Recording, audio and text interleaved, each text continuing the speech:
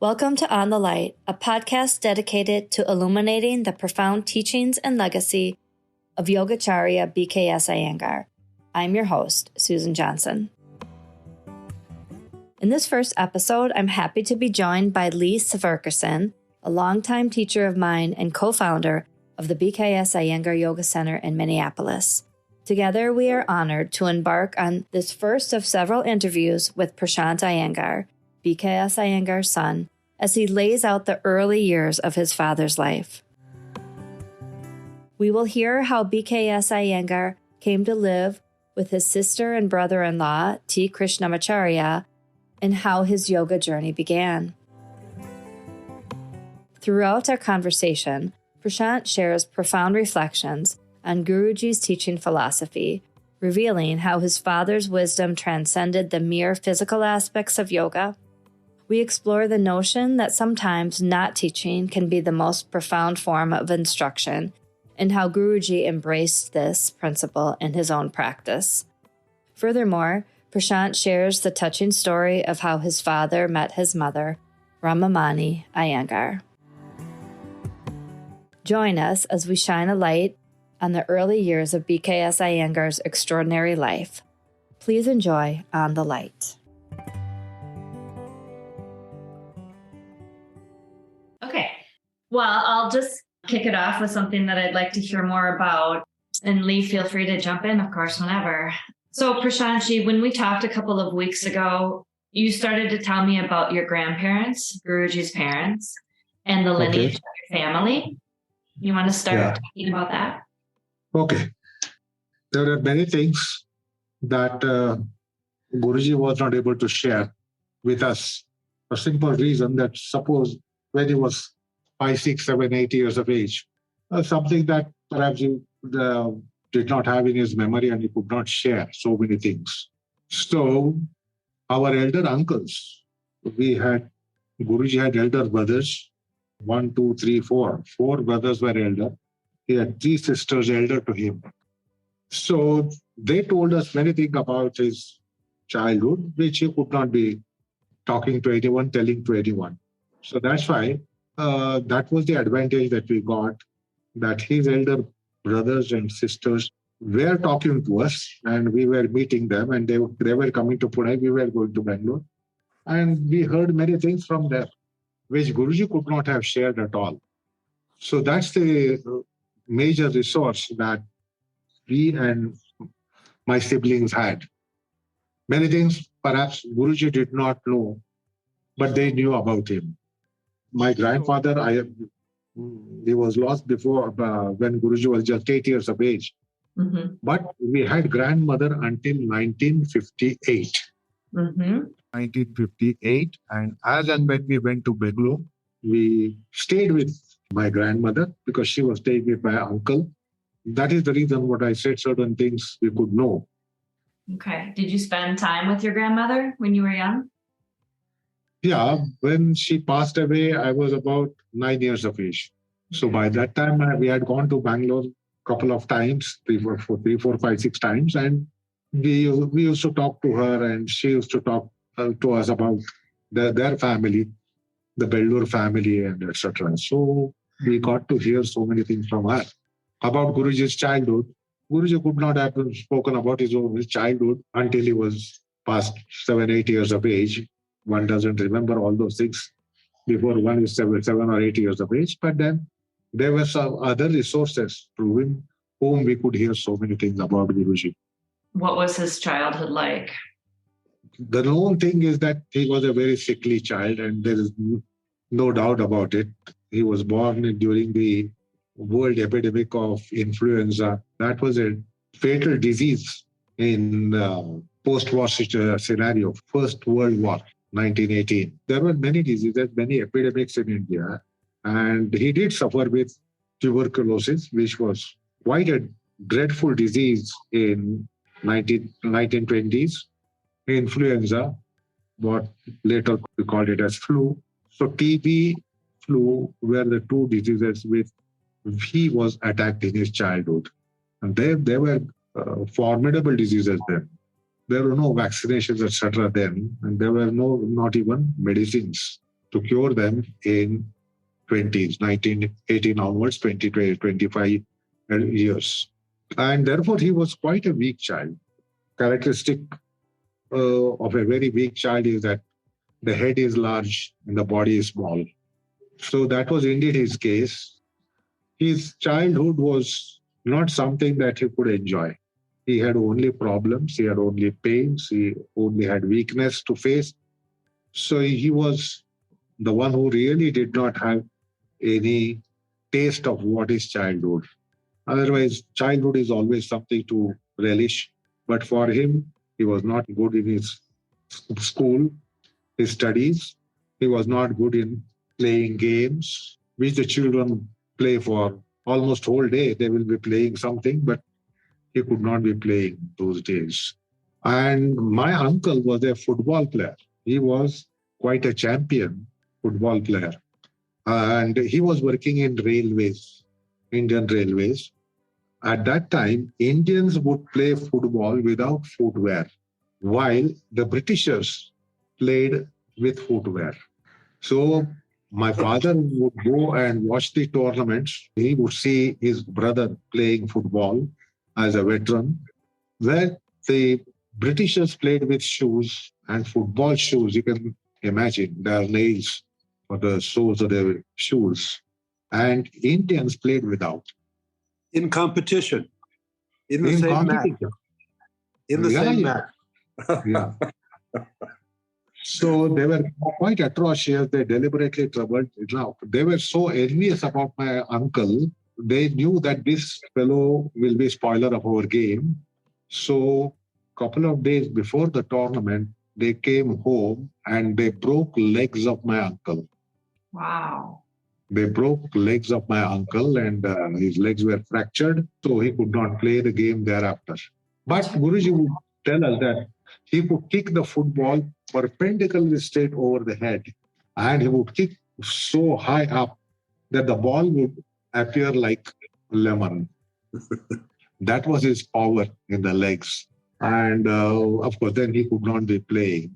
But Guruji just enjoyed his brother playing football. Guruji could not play any games because of his physical weakness, physical inability. So he was definitely suffering child. That is for sure. But how much he suffered, the books won't tell you. His youth, his childhood was miserable for him. He was deprived of the privileges that come to children. So he could not avail of all those privileges. And it was completely morose childhood for him. He lost all springs of life in that age itself.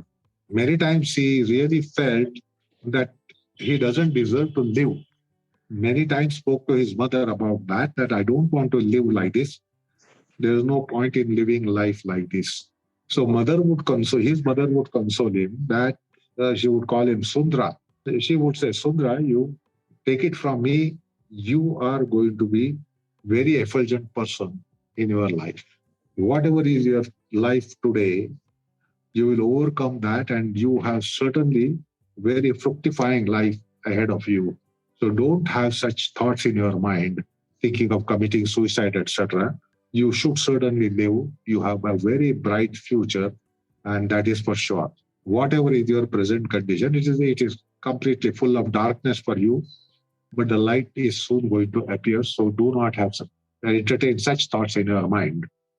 So this thought was coming to Guruji often because of his weakness. He could not do anything, could not study, not get good anywhere, where the children are quite spirited and enthusiastic to attempt and enjoy the life. So that was for sure that he had lost the springs of life when he was just about 12, 13, 14 years of age. And so then was it at that time that he went to live with? Yeah.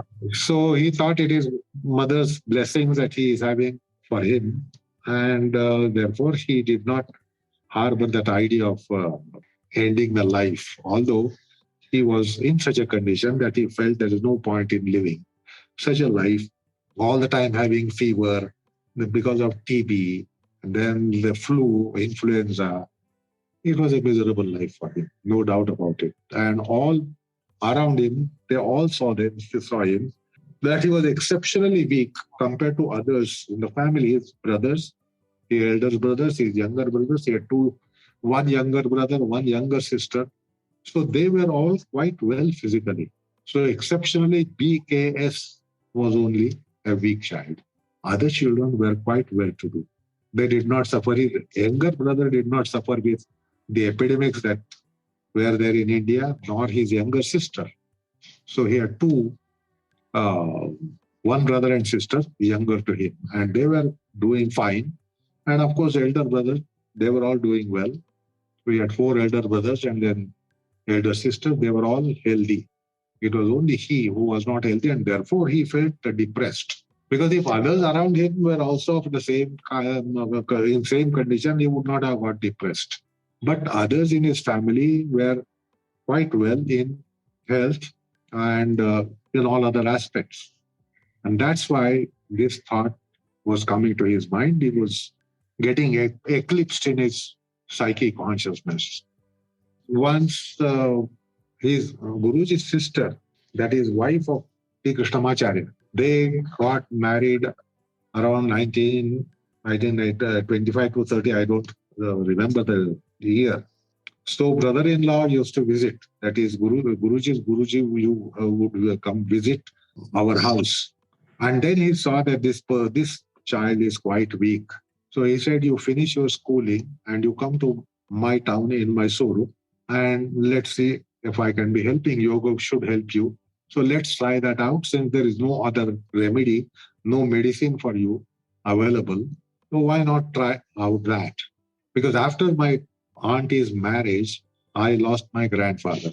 So Guruji's father died after that wedding of his sister Namgiri, who got married to T. Krishnamacharya.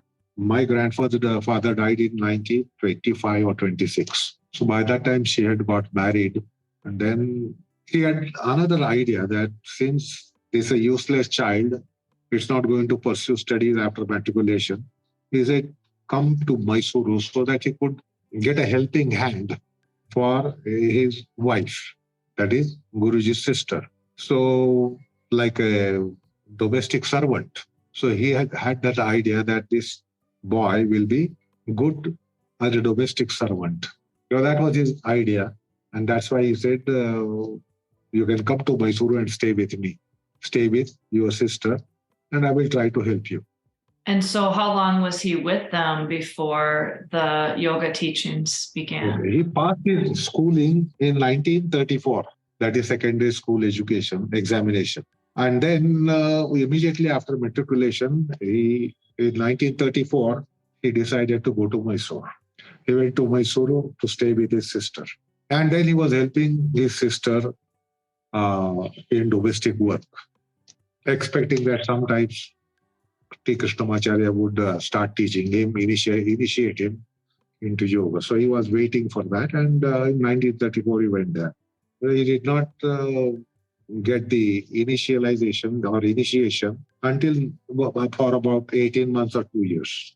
So he was just working, doing watering the field and helping in the kitchen, etc., doing household work and getting grocery from shops, etc., etc.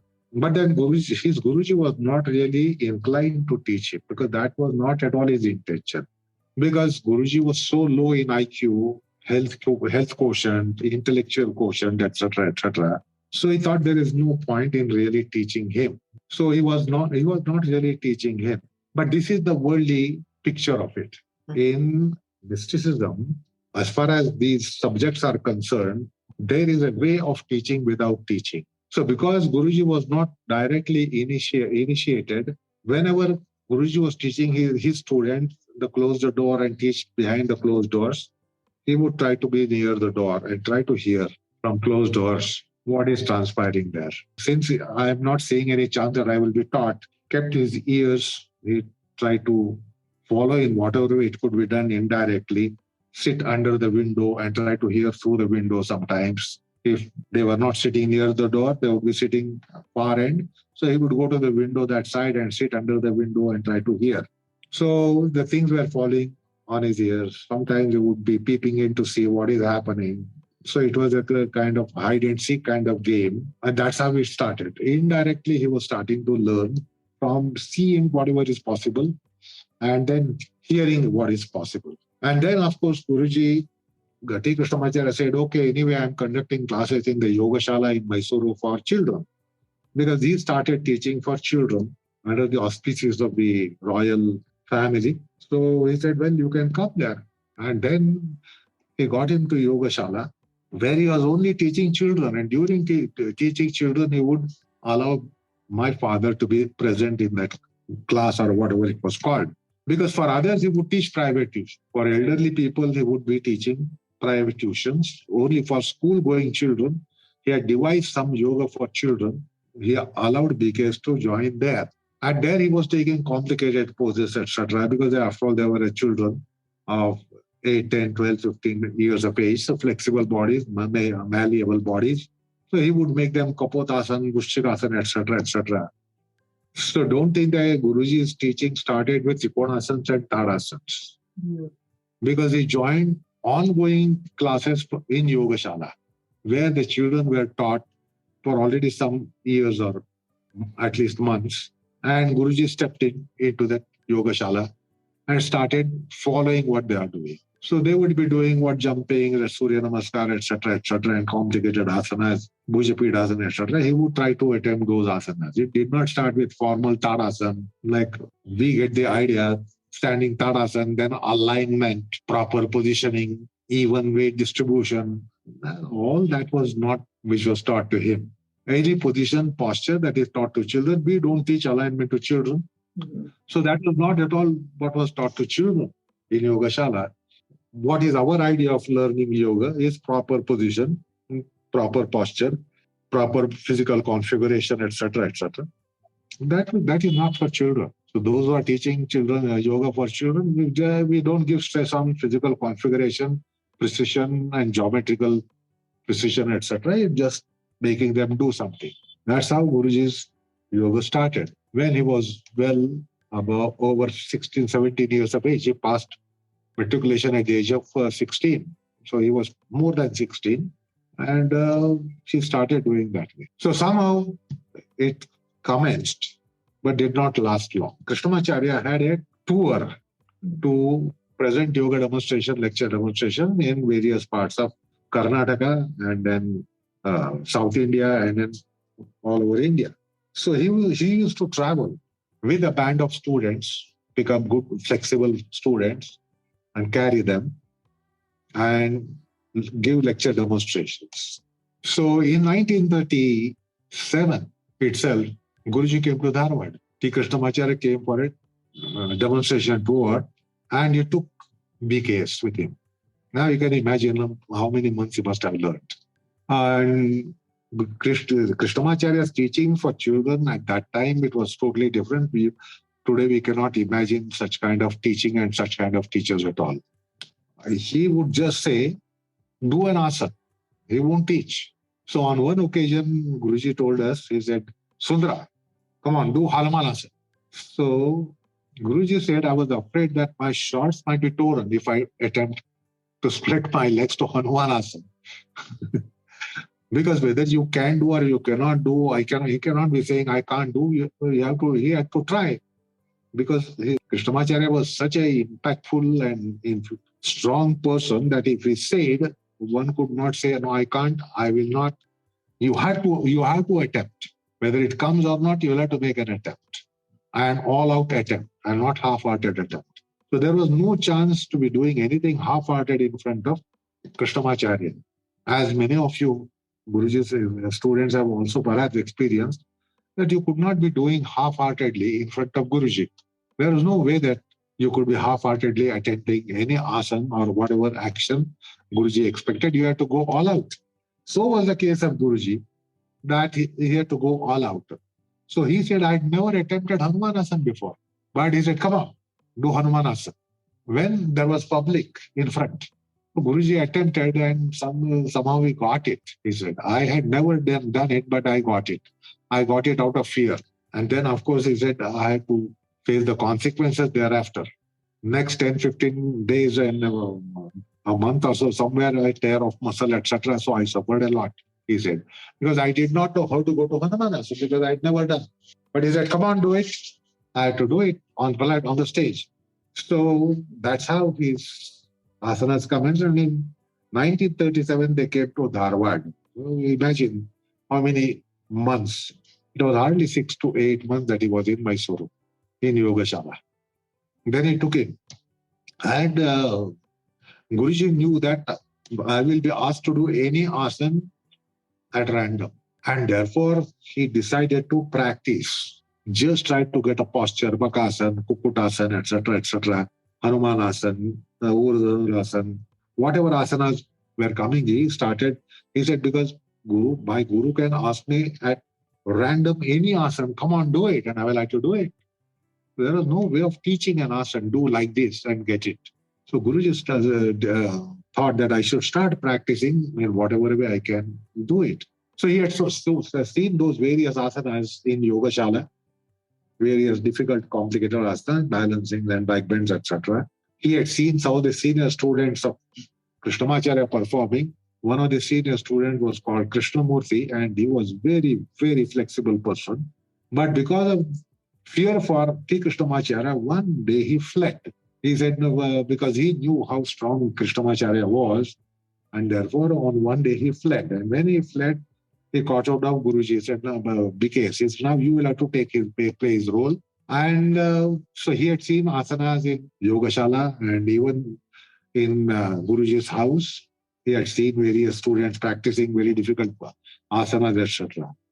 So with that, he started practicing on his own, trying to get the asanas. So he came to Dharwad, and in Dharwad, they had a demonstration. And civil surgeon of Pune, V.B. Gokhale, he happened to be in Dharwad. He watched the demonstration, and he told Krishnamacharya if he could part with one of his students here, there's a band of something, 12 students with him, whether he could take someone to Pune. So there, Krishnamacharya saw that this B.K.S. is only a person who can speak broken English, because he had done his secondary school education and he had some broken English he could be talking. He knew few words. Not that he was able to speak English, but he knew few words in English language. And if I may say, Guruji actually passed his matriculation, but he failed in English. And if you fail in English, you don't qualify for any public service. You can't be getting any service in a government department if you are not passed in English. And Guruji failed in English. But he knew few words. So he said, oh, okay, take this boy. He can speak broken English, etc. That's why Guruji said, okay. And then Guruji came to Pune. But before coming to Pune, when Guruji, T. Krishnamacharya, was in Dharwad, it was not just one day in Dharwad, he was there for some time. He was teaching some private tuition to someone, elderly people in Dharwad. And in Dharwad, somebody asked for a younger person to come and teach.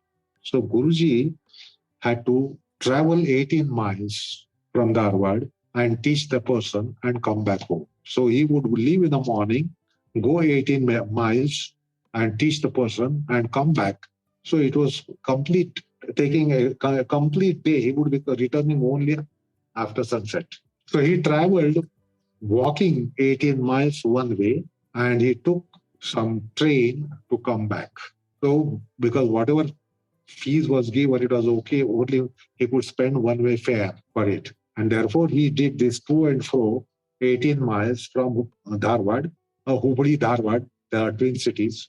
Walk 18 miles in the morning because you are fresh, return in the evening by train or public transport, bus, etc.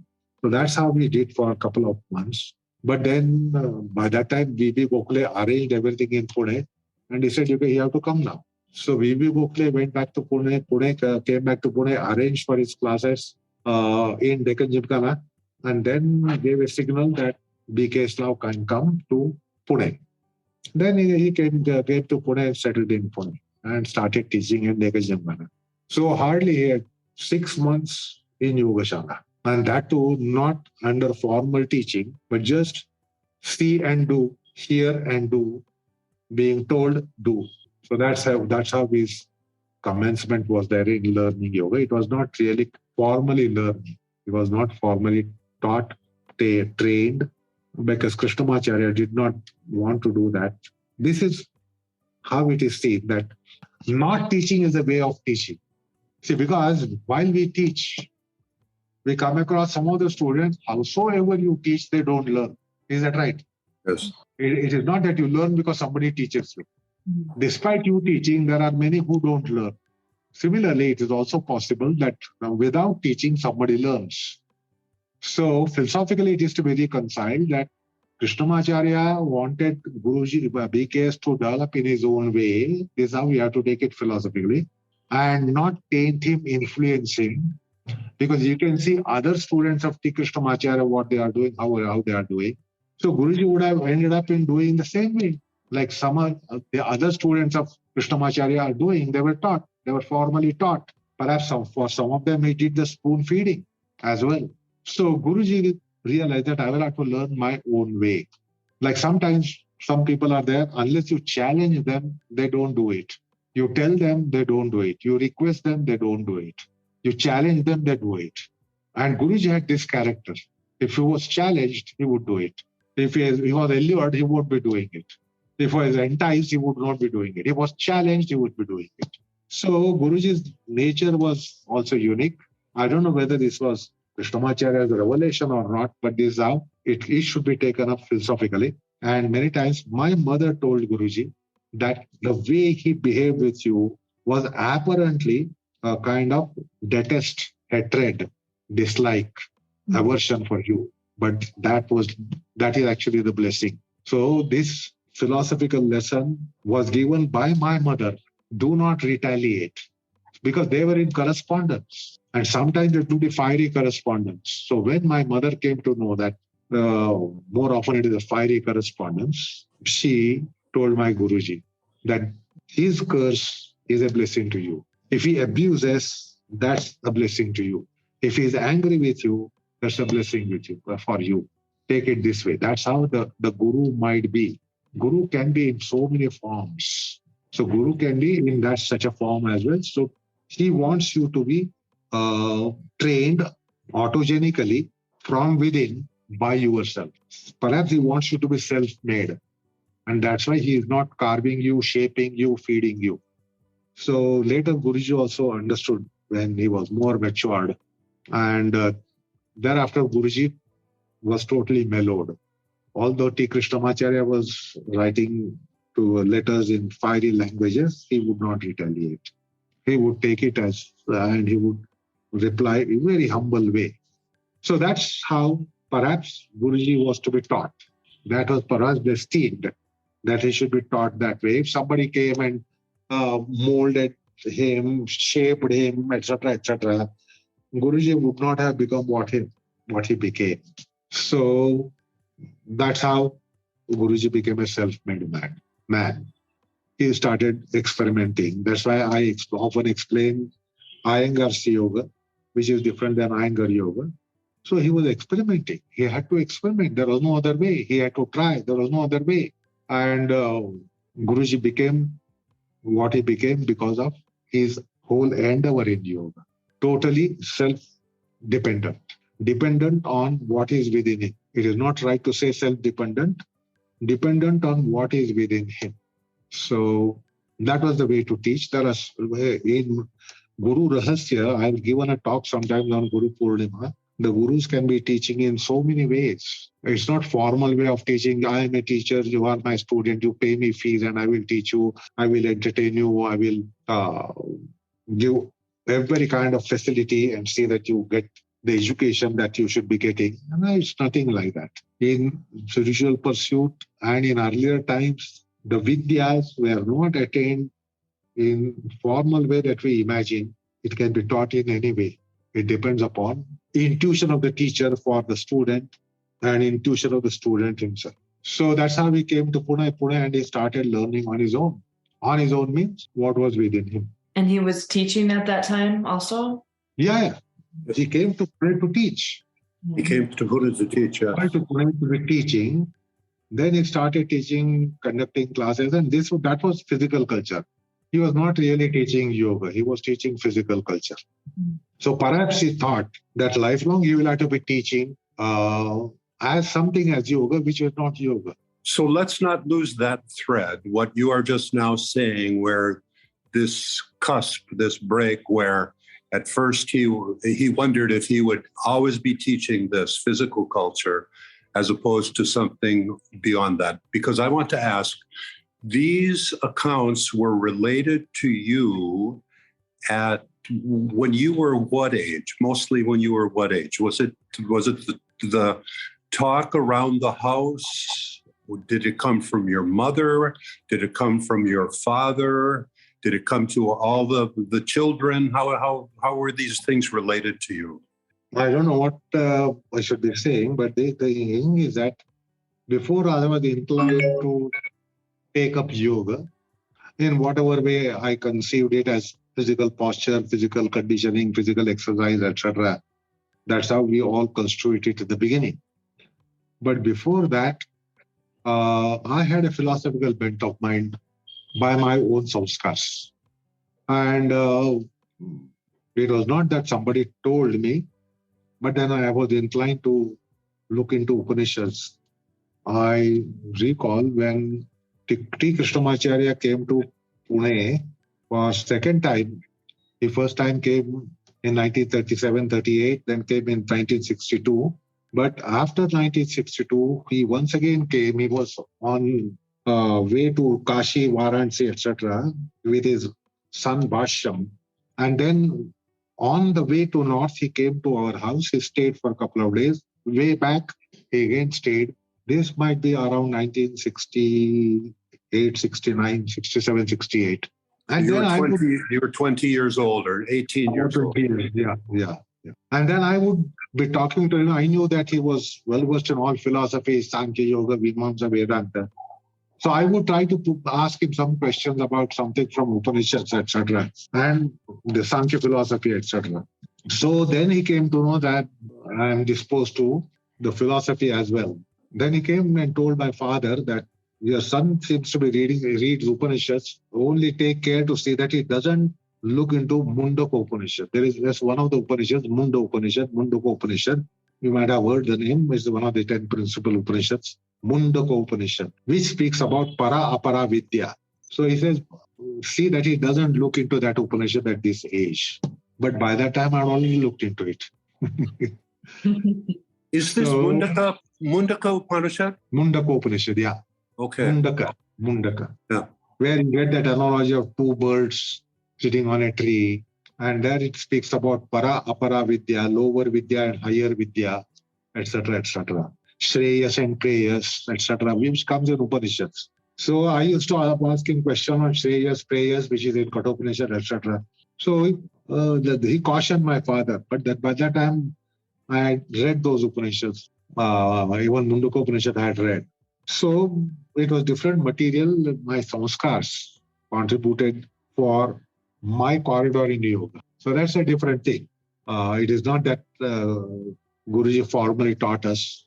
It was never that Guruji formally taught me or Gita. He said you will have to learn on your own, practice on your own. So that's how I started later by the age of, after 20 years of my age, later I took up the yoga. It was 22, I think. I was 22, 1972 precisely. I started practicing more seriously. 68, I started doing something, some asanas, Shirshasan, Sarvangasana, standing poses, etc. And that was all physical culture. But then by 72, then I went to his classes in Pune. That was in 1970. There was only one general class that he had in Pune, which started in 1961, 62. But I never went to those classes. It is only by 70 I started going there. So then he was making everyone in the classes. So we were also touched by him there. But I was the backbencher then because I was very, very stiff person. Hefty as well. Hefty and stiff. So then I started practicing on my own. I knew that I don't do good asanas. Therefore, I closed the doors and I started practicing regularly behind closed doors. I didn't want anyone to look at my practice. And that's how I started practicing when Guruji was not aware what I'm able to do, what I do, etc., etc. It is later he came to know that I'm doing certain asanas.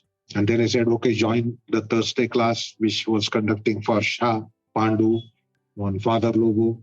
And then all of the foreigners who came to India there at that time, Dona, Martin Jackson, Agnes, Angela Farmer. So those who visited our house before the institute came up, and then they would also do the Thursday class, and I would also do those classes. So that's the other thing, because I was totally differently inclined. I was disinterested in doing any yoga because my body was not well disposed, out of shape, hefty, stiff. And I was not motivated to be doing the physical yoga. But then I knew that I have to do it in any case. So I said, I have to master it in a sense, be able to do certain asanas. Therefore, I started practicing. I had nothing else to do apart from music. So I said, let me devote some time for asanas. And I started practicing. But then this was my bent of mind and my samskars. And by that time, music was already 10 years old in me. I started music in 1961. And music was quite in my system. And I seemed to be more disposed to music. And my parents thought that maybe I would be a musician. And the music contributed for my yoga. That is for sure.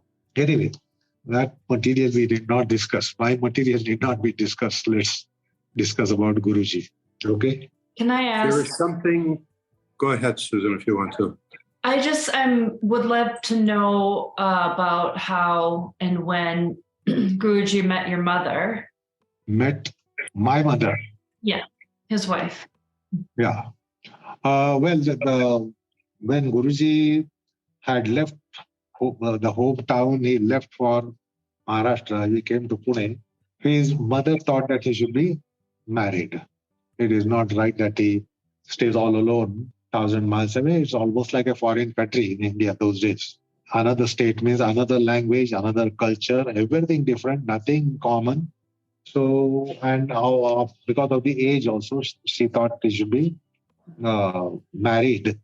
And they were trying to go for matrimonials. So when Guruji used to go and visit his mother, sometime once in a year, etc., she insisted that he should get married as early as possible and not stay all alone in Pune. So Guruji was refusing. He said, no, I'm not interested. I don't want to get married. I have not settled myself. I don't want to. I'm not inclined to get married. I don't want to take that responsibility as well. But they were insisting. And sometimes they would arrange for matrimonials. If Guruji came to know, he would flee from the house. If somebody was to come in the evening, he would go in the afternoon itself and not return until night. On the other, sometimes, if unknowingly somebody came, he would immediately apply oil to his head and whole body to take oil bath.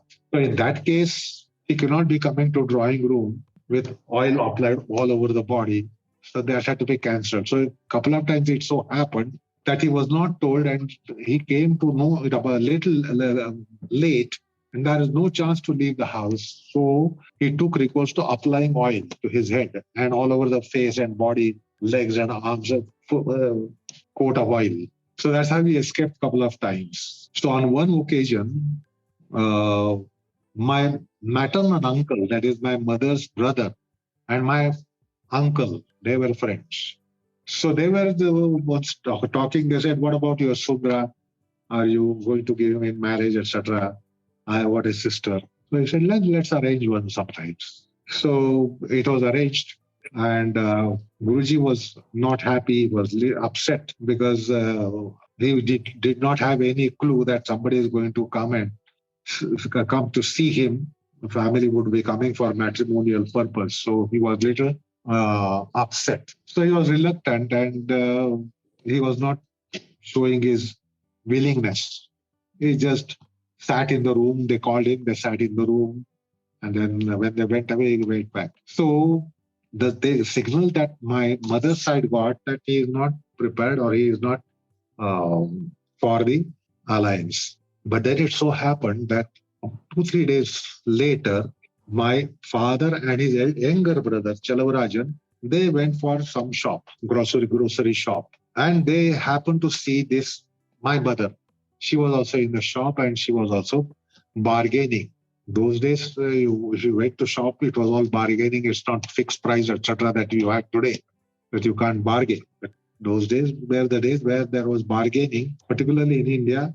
So she was bargaining with the shopkeeper, and Guruji saw that. And then it was some kind of supernatural thing that yes came in his mind inside. This girl seems to be a good girl.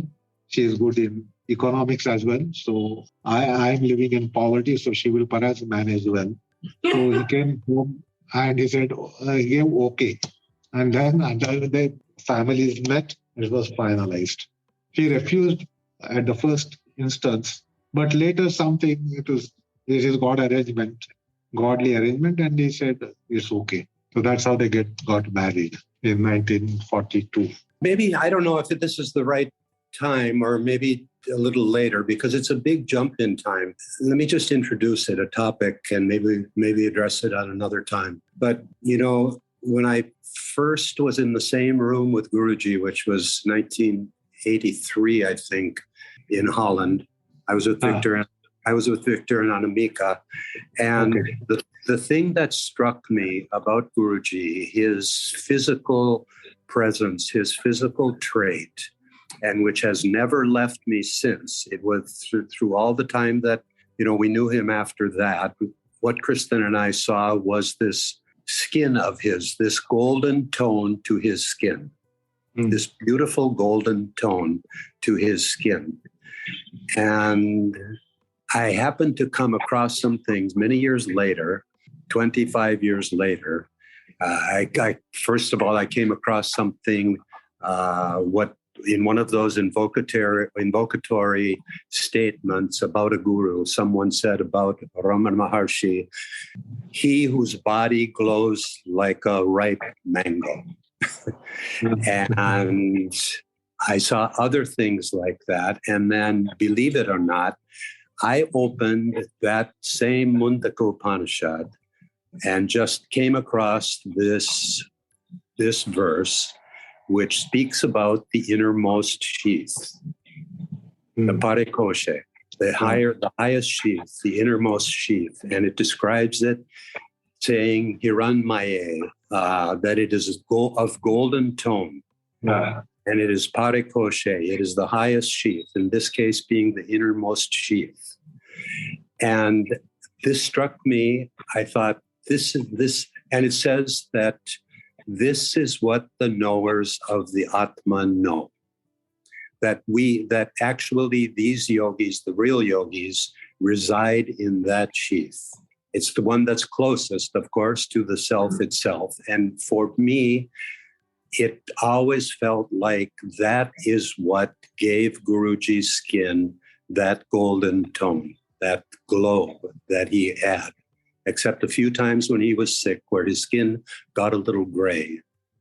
But even in his later years, he had that golden glow. And I wonder what you have to say about that, whether now or in the next session. Yeah, maybe the next session. There are a couple of meanings. Hiranmayena Patrena. There are 2-3 meanings. Why golden? Because that's the outer cover for the soul. So the gold is bewitching. One doesn't like to look tries to look what is inside it. The gold itself is so bewitching. So we are enticed by the external appearance of it. That is one of the meanings. There are several connotations to that concept of golden egg, Hiranyagarbha, Hiranyamaya Purusha, etc., etc. One of the most significant is that it veils itself in a golden case. So we get carried away by the golden case and we miss what is the content. So anyway, there are so many connotations to it. But but before going to that, there are so many things that we should discuss. The formative periods of Guruji's yoga. So that we will do perhaps next time. We'll consider that. Thank you so much. Thank you, Lee. Okay. Thank you, sir. Thank you so much. Thank you. Thank you. Thank you for joining us on this extraordinary journey through the early life of B.K.S. Iyengar with his son Prashant. We hope you found inspiration and insights that shed light on the legacy of this beloved Yogacharya. Stay tuned for episode 2, where we delve deeper into Guruji's story with Prashant. As we end this episode, let's remember the profound words from B.K.S. Iyengar. Yoga is a light, which once lit will never dim. The better your practice, the brighter the flame. Until next time, shine bright.